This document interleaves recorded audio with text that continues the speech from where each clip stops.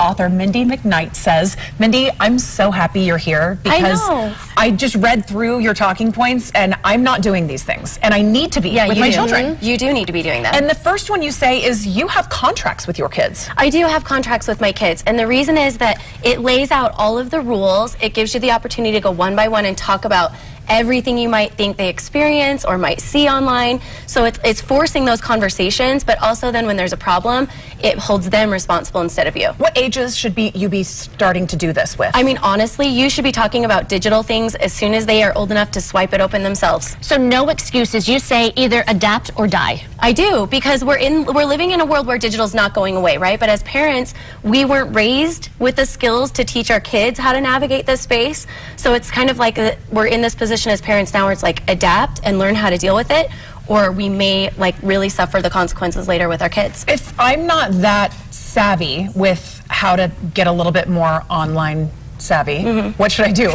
There's so many resources. I mean, there's my book. I mean, there's people that have digital downloads, all kinds of things. Talk to other parents. So if you don't understand something or you don't know how an app works, or you're like, hey, have you heard of this app before? Talk to each other, because your kids are networking all the time, so you should be as well. So what if you don't have that contract? What if you didn't set guidelines in the beginning? How do you backtrack and say, well, hold on, before you open up that device, I'm going to talk to you? Yeah, it's definitely going to make it a little harder, right? You're going to see a little more pushback from your kids, but you still need to do it. You just say like, hey, we've been talking about this, the rules are changing, here's what we're going to do, and starting now, this is what we need to follow. Mindy, you say that there should not be digital privacy. That there's no such thing as digital privacy. No, because, and your kids will say this to you a lot. They'll be like, but it's my private space. I don't want you in my phone. You shouldn't be in my text logs.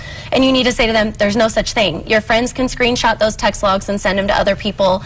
The ad people are watching and sending you ads based on what you're looking at. So there's just no such thing. You need to write another book on what to say when they say. What's the dialogue? I have several teenagers. Exactly. I have teenage boys, and they're kind of jerks. Yeah, well, even the girls are too. Yeah, moms and dads don't want to think about that, but yet they are sneaky, unfortunately, right? So how do you navigate that? I think the point isn't trying to outsmart each other, right? If we've kind of missed the boat if we're trying to just outdo each other. The goal is to have those convos like, here's how you wash your hands, here's how you take care of your showers every day, here's how we navigate the digital space, making it a super casual, like everyday conversation so that it doesn't become a us versus them.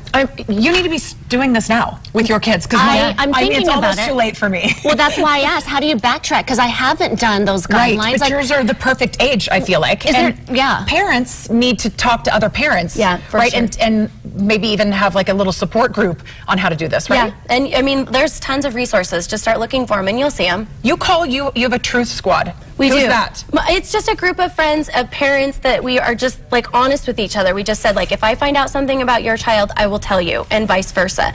So that if, you know, sometimes you find out something about your neighbor kid, but then you're like, should I tell the parents? Should I not? It's so awkward. But yeah, we do. We need to bond together. It takes a village to raise these kids now. Is there such thing as too much monitoring? Yeah, for sure. I mean, you don't want to be the parent that becomes a dictator with the kids on their phones. Then you start, again, moving into that us versus them.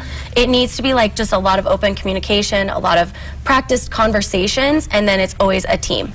How long did it take to write this book? It took 1.5 years. Did it? Yeah. But I love it. I think it's so great. This is something I need to be reading. Yeah. Do you think there's a difference between girls and boys?